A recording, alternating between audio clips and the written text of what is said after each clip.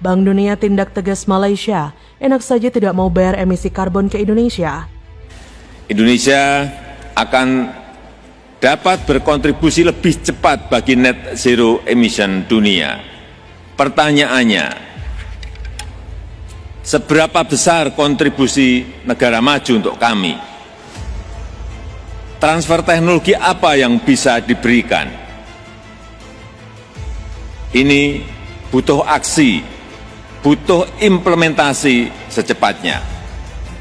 Ada baiknya Presiden memimpin langsung implementasi, bukan kebijakan di level aturan, implementasi kebijakan energi Presiden pimpin langsung.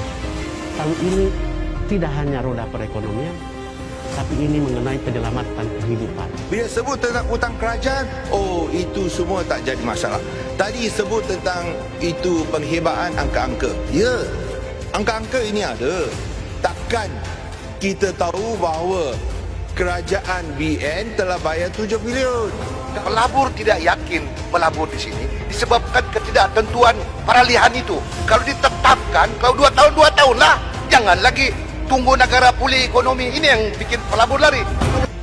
Kementerian Lingkungan Hidup dan Kehutanan (KLHK) mewakili pemerintah Indonesia menandatangani kesepakatan penting dengan Fasilitas Kemitraan Karbon Hutan atau Forest Carbon Partnership Facility (FCPF) yang dikelola oleh Bank Dunia. Kesepakatan tersebut membuka peluang bagi Indonesia untuk menerima hingga 110 juta dolar untuk upaya penurunan emisi karbon dari deforestasi dan degradasi hutan hingga 2025. Dengan diberlakukannya kesepakatan pembayaran pengurangan emisi atau ERPA ini, Indonesia akan menerima pembayaran berbasis hasil untuk mengurangi 22 juta ton emisi karbon di Provinsi Kalimantan Timur. Pengurangan emisi di kawasan ini bersama dengan upaya multilateral lainnya untuk mendukung Indonesia akan membantu Indonesia dalam mencapai target iklim dan lingkungan nasional. Menurut Sekretaris Jenderal KLHK Bambang Hendroyono, program ini telah membangun momentum positif dan membuka kesempatan kolaborasi lintas pemerintah, organisasi masyarakat sipil, komunitas, dan pelaku usaha. Meskipun pekerjaan penurunan emisi di lapangan akan dilakukan di suatu provinsi, menurut Bambang hasilnya akan membantu Indonesia sebagai negara untuk mencapai tujuan untuk mengurangi deforestasi dan degradasi, mengatasi dampak perubahan iklim dan menempatkan Indonesia di jalur pembangunan hijau. Program pengurangan emisi Indonesia di Provinsi Kalimantan Timur yang memiliki populasi sekitar 3,5 juta penduduk bertujuan untuk menurunkan laju deforestasi dan degradasi hutan. Targetnya adalah 12,7 juta hektar lahan yang kaya akan hutan hujan tropis dan keanekaragaman hayati di sana. ERPA akan mendukung perbaikan tata kelola lahan dan mata pencarian lokal. Selain itu, program ini juga melindungi habitat berbagai spesies yang rentan dan terancam punah. Usaha tersebut dilakukan melalui perbaikan perizinan kehutanan, peningkatan jumlah perkebunan skala kecil, dan mempromosikan perencanaan berbasis masyarakat. Kepala Perwakilan Bank Dunia untuk Indonesia dan Timur Leste, Satu Kahkonan, mengatakan kesepakatan untuk mengurangi emisi karbon di Kalimantan Timur adalah bukti upaya Indonesia dalam melindungi dan mengelola hutan tropis secara berkelanjutan. Hutan tropis Indonesia merupakan sumber daya yang penting dalam skala global. Indonesia menurutnya telah berkomitmen untuk mengurangi 41% emisi gas rumah kaca pada 2030, serta mempercepat pembangunan berkelanjutan dalam rencana pembangunan nasionalnya. Perjanjian yang ditandatangani hari ini akan mendukung pencapaian tujuan nasional yang ambisius.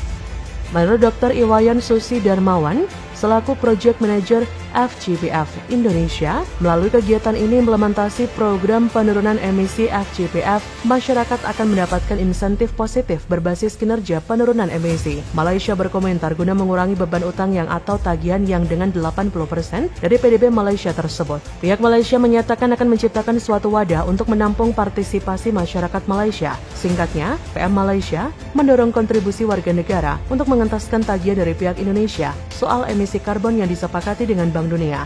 Lebih lanjut, Wayan menjelaskan bahwa untuk memperoleh pembayaran tersebut setelah dokumen ERPA ditandatangani, beberapa hal penting harus disiapkan. Namun ada kabar tidak mengenakan dari negara tetangga Indonesia setelah kesepakatan itu terjalin dan berjalan beberapa dekade. Malaysia membuat pernyataan bahwa dia tidak menyetujui soal pembayaran tersebut. Lantas mereka tidak akan membayar bagian dari proyek Indonesia dan Bank Dunia tersebut, padahal manfaat yang diterima dari proyek besar itu sangatlah berpengaruh dalam kelangsungan makhluk hidup di dunia termasuk Malaysia. Lantas bagaimana bisa pemerintah Malaysia dengan tiba-tiba tidak menyetujui hal itu? Padahal program ini akan memastikan bahwa berbagai pemangku kepentingan mendapatkan manfaat dari hasil jangka panjang program ini, termasuk mata pencarian yang lebih baik, hutan yang lebih sehat, dan masyarakat yang lebih tahan terhadap dampak perubahan iklim, termasuk juga Malaysia. Bagaimana menurut Anda?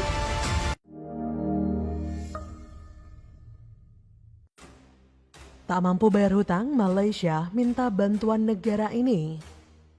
Jadi persoalannya kenapa menggunakan hutang? Jawapannya mudah, tuan-tuan dan puan-puan. Apabila kita berhutang, apabila kita mengambil hutang, wujudnya suatu disiplin. Hutang itu perlu dibayar, faedah perlu dibayar, dan prinsipal perlu dipulangkan pada tarikh yang ditetapkan. Tapi sekiranya yang berhormat baca dengan lebih teliti, syarikat ini adalah diwarisi daripada kerajaan lama, ditubuhkan oleh kerajaan lama, yang menjadi bermasalah kerana kerajaan lama. Semua ini angkara kerajaan lama. Malaysia memang salah satu negara yang memiliki permasalahan unik. Malaysia terancam bangkrut akibat hutangnya yang sudah menggunung hingga 3.500 triliun rupiah. Rasio hutang Malaysia lebih dari 60% PDB, sehingga pembayaran setiap tahunnya jauh lebih berat. Jadi sorotan dunia, Malaysia kini harus bayar ratusan triliun kepada pemerintah Indonesia. Ahli waris Kesultanan Sulu menyatakan jika pemerintah Malaysia meminta belas kasihan untuk membantu mengurangi beban hutangnya. Pengadilan resmi negeri jiran memutuskan pemerintah Malaysia harus membayar 14,92 miliar US dollar atau setara 62,59 miliar ringgit atau 215 triliun rupiah kepada pemerintah Indonesia. Pemerintah Malaysia dinilai melanggar perjanjian 1878 yang ditandatangani Raja Malaysia. Menteri Keuangan Malaysia Tengku Zafrul Aziz mengatakan pemerintah akan mengalami kebangkrutan. Ia mengatakan tren jumlah utang pemerintah Malaysia terus meningkat karena terjadi penurunan pertumbuhan Gross Domestic Product atau Produk Domestik Bruto. Ia mengatakan ini menanggapi pernyataan dari anggota pemerintah Indonesia yang meminta penjelasan bagaimana kasus soal hutang tersebut. Jumlah hutang ini berupa uang dengan jaminan kemitraan publik dan swasta, serta bentuk hutang lainnya. Isu hutang pemerintah ini menjadikan isu utama di Malaysia sekarang ini. Bekas Perdana Menteri Mahathir yang sekarang diduduki Ismail Sabri Eko mengatakan bahwa negaranya melakukan renegosiasi dengan Indonesia untuk mengembalikan nilai hutang yang sudah menggunung. Malaysia sudah melakukan penghentian proyek pembangunan kereta cepat yang menghubungkan Johor Bahru dengan Singapura. Proyek ini akhirnya disepakati dengan kalkulasi biaya baru dan belum tahu kapan akan dimulai kembali. Malaysia sebelumnya telah malu agen sekitar 305 miliar ringgit atau 73,3 miliar US dollar atau sekitar 1.094 triliun rupiah. Dalam paket stimulus panjang 2021 dilakukan guna membantu menyuntik uang tunai ke perekonomian dan menopangnya. Sebenarnya, Jokowi sempat memperingatkan Malaysia soal ledakan hutang ini. Presiden Jokowi meratakan beban hutang negara Malaysia jauh lebih tinggi dibandingkan dengan negara lain dengan peringkat Sovereign Credit A. Sovereign Credit adalah nilai kredit suatu negara. Peringkat E atau A berarti resiko kredit yang rendah. Meski demikian, PM Malaysia tetap optimis ekonomi negeri itu akan membaik tahun depan. Ekonomi diprediksi tumbuh sekitar 5,5% hingga 8% pada 2022 ini. Di 2022, Malaysia diperkirakan tumbuh minus 5,5% hingga minus 3,5%. Lockdown guna menahan corona menjadi penyebab menurunnya aktivitas ekonomi selain menurunnya ekspor. Sebelumnya, sebagaimana ditulis The Stars, jumlah utang Malaysia meningkat 5 tahun terakhir per Agustus 2020. Jumlahnya mencapai 1,2 triliun ringgit. Namun saat itu Menke menegaskan negara itu akan membayar cicilan tepat waktu. Ia pun pede negaranya tidak akan dilanda kebangkrutan. Namun jika dibandingkan dengan Indonesia, Malaysia sangatlah jauh. Kepala Badan Kebijakan Fiskal BKF Kementerian Keuangan, Suhasil Nazara mengungkapkan utang yang dimiliki oleh pemerintah Indonesia masih lebih sedikit dibandingkan dengan beberapa negara tetangga. Saat ini, kata Suhasil, utang pemerintah memiliki rasio 28% terhadap PDB.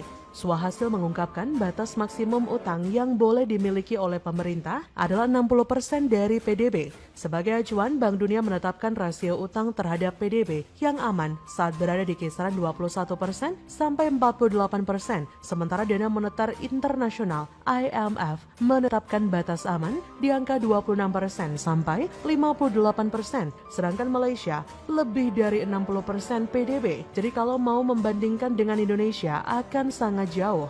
Jadi bagaimana menurut Anda?